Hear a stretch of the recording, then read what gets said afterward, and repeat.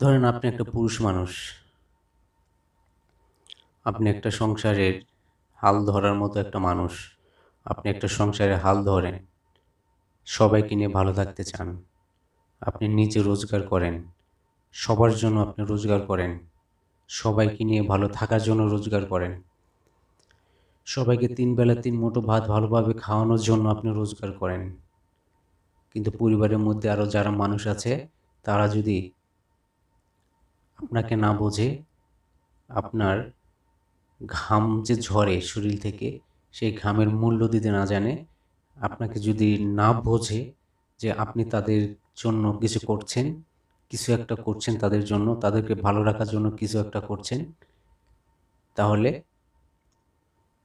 মনে হয় জীবনটাই বৃথা। তাহলে কি জীবনটাই বৃথা? আপনি সবার জন্য সব কিছু করতেছেন, সবাইকে ভালো রাখার জন্যই ছুটে বেড়াচ্ছেন সারাদিন, সারাদিন ঘাম ঝরাচ্ছেন, মাথার মগজটাকে ধুয়ে রাত্রি আবার বাসায় ফিরছেন, মাথার মগজটাকে তেল যেরকম আগুনে জাল দিলে যেরকম বরক ওঠে বা উতলায় ওঠে, সারাটা দিন আপনার মাথার মগজ এভাবে লাফাতে থাকে গরম পানির মধ্যে। আর কেউ আপনাকে বোঝেই না যে আসলে আপনি সারাদিন দৌড়াচ্ছেন সবাইকে ভালো রাখার জন্য। সবাই আপনাকে অশান্তির মধ্যে রাখে, সবাই মনে করে আপনি তাদেরকে কিছুই দেন না। আপনি সারাদিন এত পরিশ্রম করছেন, এত কিছু করছেন তাদের জন্য, শুধু একটু সুখের আশায়, একটু ভালোবাসার আশায়, একটু ভালো লাগার আশায়। আর যদি আপনাকে সেই লোকজনে যদি আপনাকে অশান্তির মধ্যে রাখে, তারা যদি আপনাকে না বোঝে যে আপনি এত কিছু করছেন তাদের জন্য, তারা আপনাকে অশান্তিতে রাখে, তাহলে আপনি যাবেন কোথায়? আপনার যাওয়ার রাস্তাটা কোনটা? আপনি সীমানা কোনটা, যে সীমানার পাশে গিয়ে আপনি বসবেন একটু শান্তি খোঁজার জন্য? আছে কি সেই সীমানা?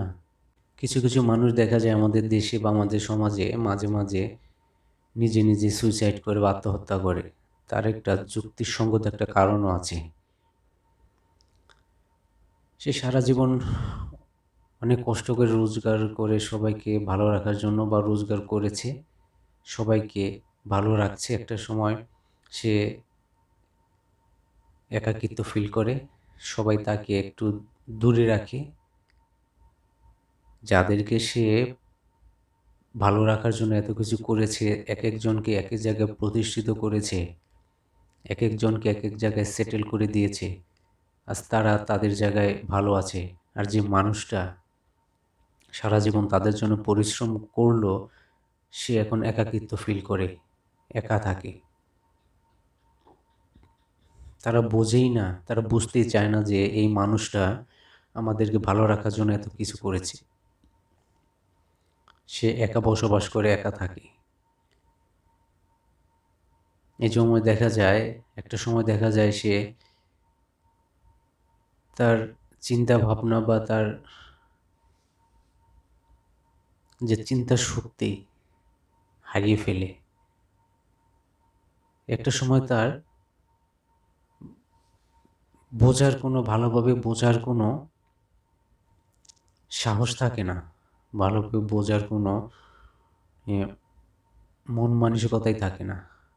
সে তখন ভাবে যে আমি মনে হয় দুনিয়া থেকে চলে গেলেই মনে হয় সব সুখ শান্তিতে ভরে উঠবে, সবাই ভালো থাকবে, আমি মনে হয় দুনিয়া থেকে চলে গেলেই বেঁচে যাব। একটা সময় সে এরকম ভাবে। তার কারণে দেখা যায় কি, তার একাকিত্বর কারণেই দেখা যায় কি, সে একটা সময় নিজে নিজে সুইসাইড করে।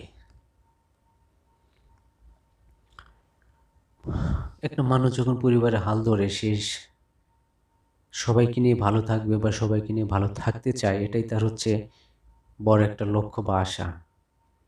কিন্তু সেই মানুষগুলো যদি তাকে না বোঝে, সে সর্বোচ্চ দিয়ে সবাইকে ভালো রাখার চেষ্টা করতেছে, হয়তো সে পারতেছে না, হয়তো সে একটু পারে, হয়তো কিছু একটু অপূর্ণ থেকে যায়, এই অপূর্ণতা নিয়ে যদি তার সাথে অশান্তি বা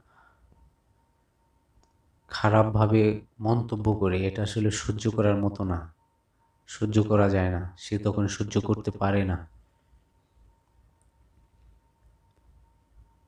অপূর্ণই রেখে গেলাম, কথাগুলো অপূর্ণতার মধ্যে রেখে শেষ করলাম। ধন্যবাদ সবাইকে। আল্লাহ হাফেজ।